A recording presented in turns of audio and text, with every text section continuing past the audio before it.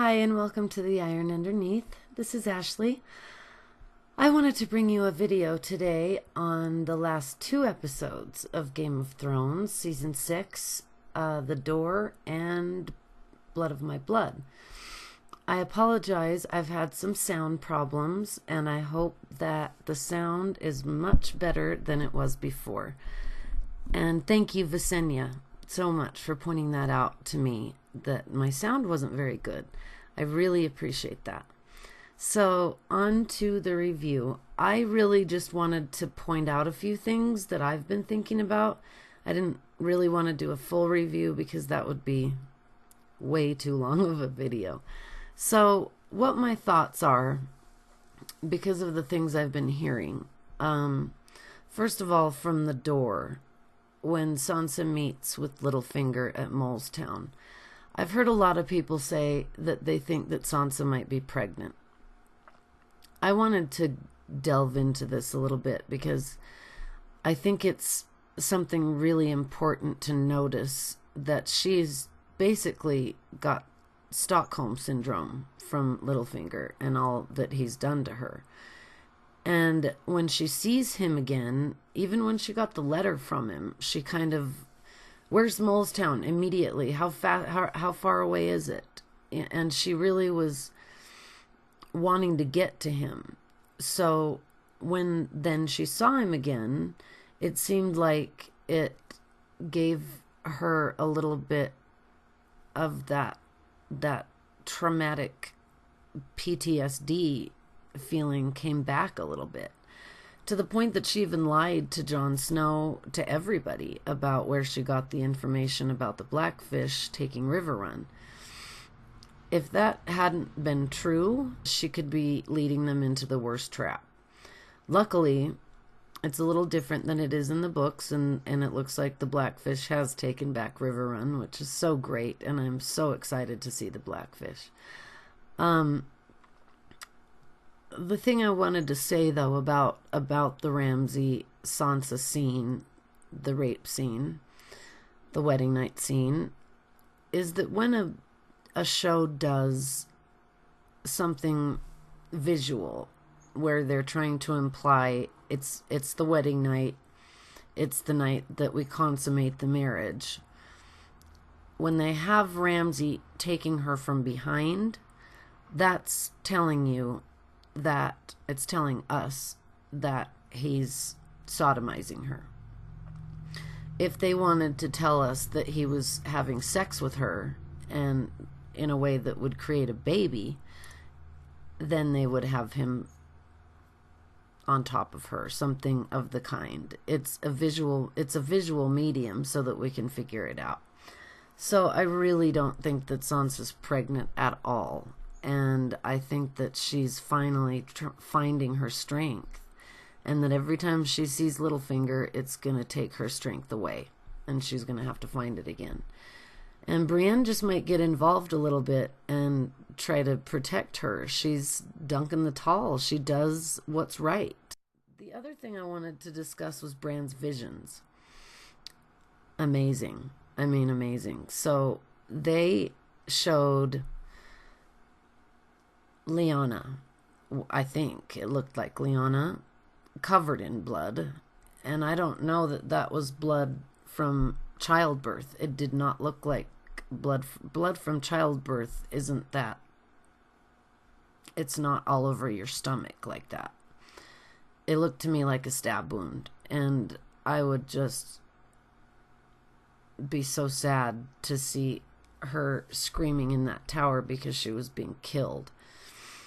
And she still might have given birth, but that to me looked like it might have been a stab wound.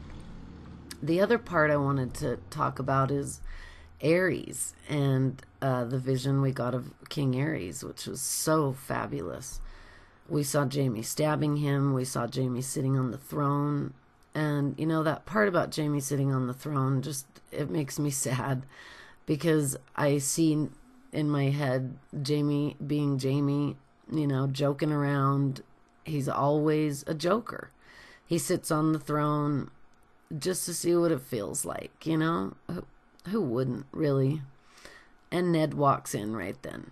So I feel like Jaime got shortchanged there. You know, he had just saved them from certain death in King's Landing. And then Ned walks in or rides in, and there's Jaime on the throne, and that's all we know. So that was kind of cool to see Jaime on the throne and think about what came after that. The other part of it is when you slow it down and listen to it really closely, one of the times that King Aerys is screaming, "Burn them all," there's a voice, a male voice, that comes right before he screams, "Burn them all." And I think it's about the third vision. You barely hear a male voice say, "Burn them." And then Aerys screams, "Burn them all." It made me feel like Bloodraven was warging into King Aerys. And when he looked like a normal man with normal skin color, and then it changed into a gray, darker vision, and he was screaming, "Burn them all," I felt like that was the time that he was being warged into, and all I could hear was, "Burn them, burn them, burn them." And those wildfire caches that are underneath the entire city of King's Landing, it looked to me like that vision where they were being set off was in the future, but in the near future. I think Cersei might just go completely nuts when she realizes that Tommen has gone against whatever she would do and joined the faith and joined Marjorie. And it took 2 seconds for Marjorie to convert him, to get him to feel exactly what she feels. She is a master, and her grandmother's a master manipulator. Even Lady Olenna didn't know what was going on. And Marjorie's really going to pull one over. What she said to Tommen was, "We all have to admit who we are at some point in time." She's going to get him to admit that he is the child of incest. And that's going to be that for the Lannisters. Cersei might kill him by mistake in one of her crazed rages, or he might get killed in battle. Either way, when he does, I don't know if it'll be this season, but that fire made me think that maybe Cersei would either go so crazy that she would try to burn the Red Keep, or that she would try to burn King's Landing, that maybe those wildfire caches were being lit because of Cersei, because the other vision of Drogon flying over King's Landing and it burning, you didn't see any flames. So if it were on fire from Drogon, I think we would see flames. But since it was just smoking, it seems like it was fire coming out from under the city. The other thing is Euron and the King's Moot. That was so great to see, and also kind of odd.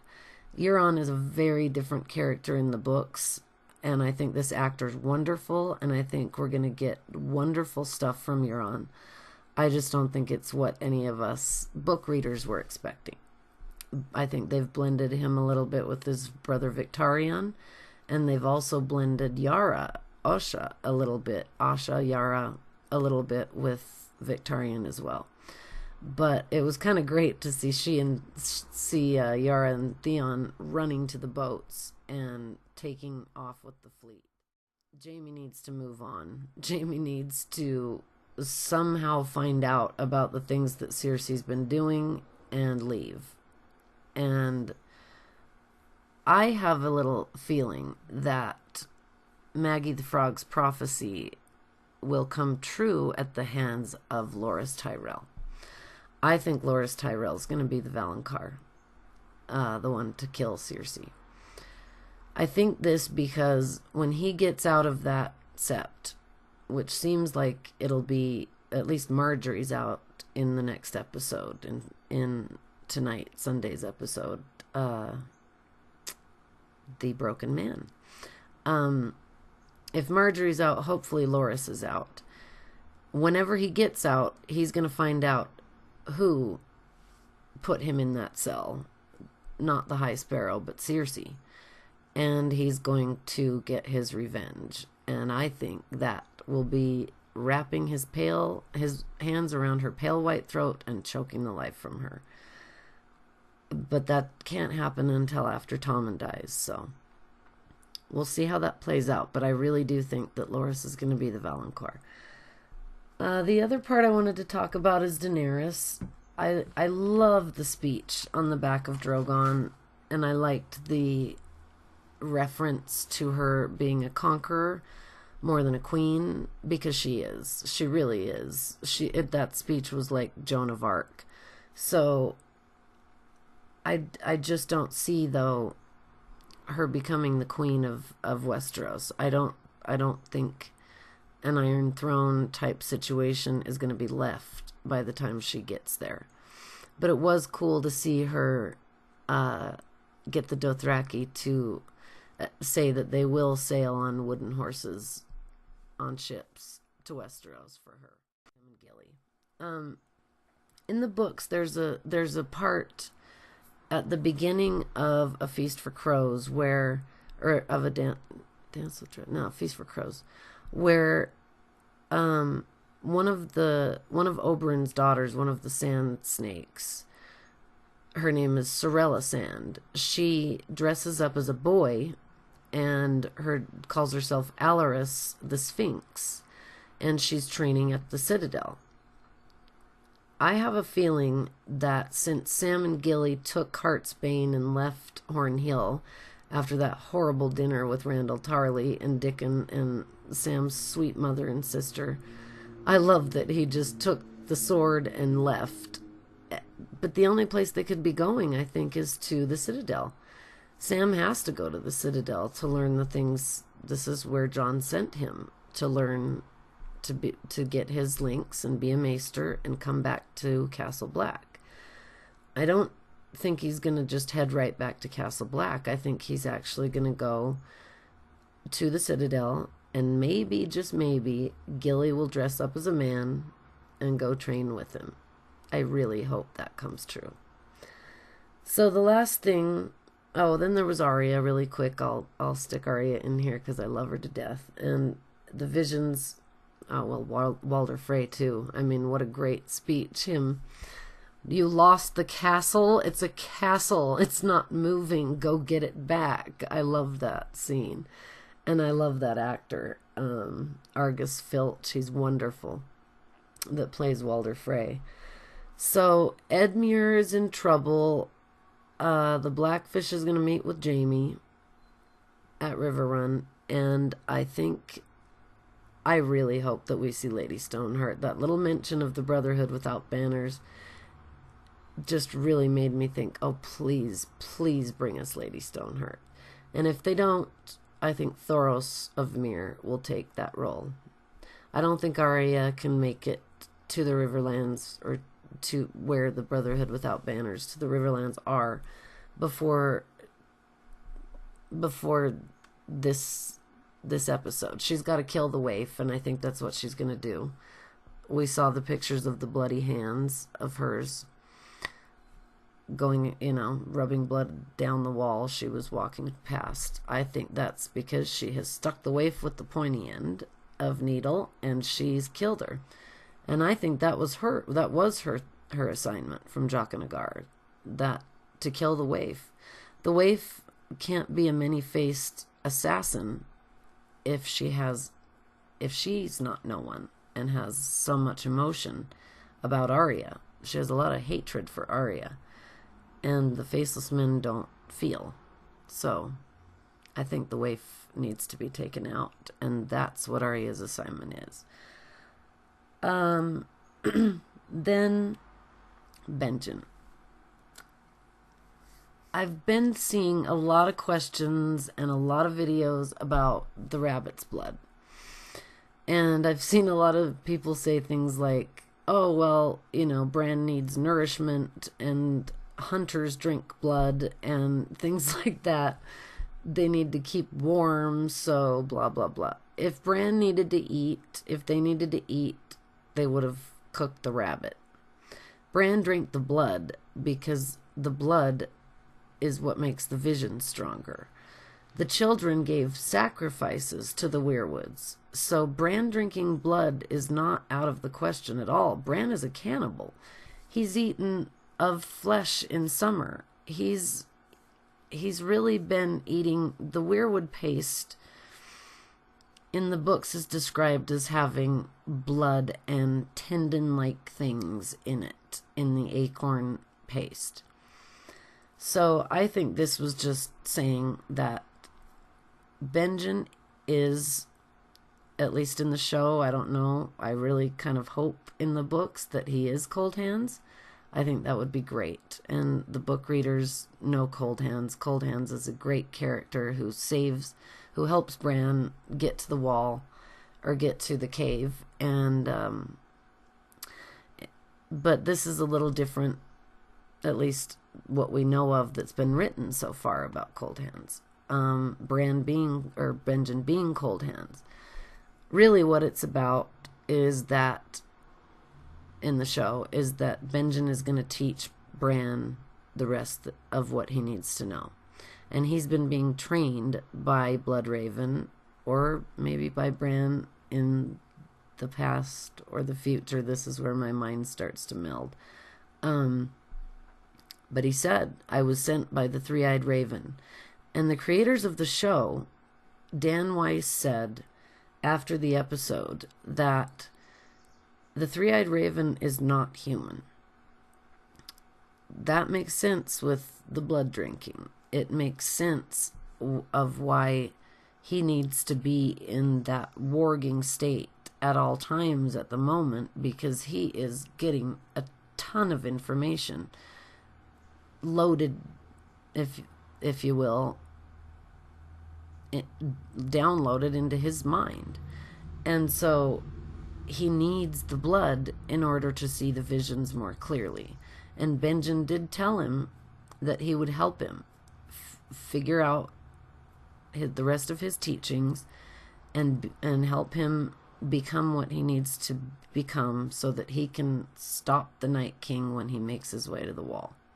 So that's my take on the door and Blood of My Blood. Goodbye to Hodor. Thank you for holding the door for the boy who's going to save the world and the girl that's next to his side. Thank you all for watching. If you like this video, if you like what I do, please like and subscribe. It helps me so much. And please look further in the future. In the next couple weeks, I'll be doing videos with Mythos of Ice and Fire. She's wonderful, and we're going to do a lot of videos on the Crypts of Winterfell, on the Starks, on the others.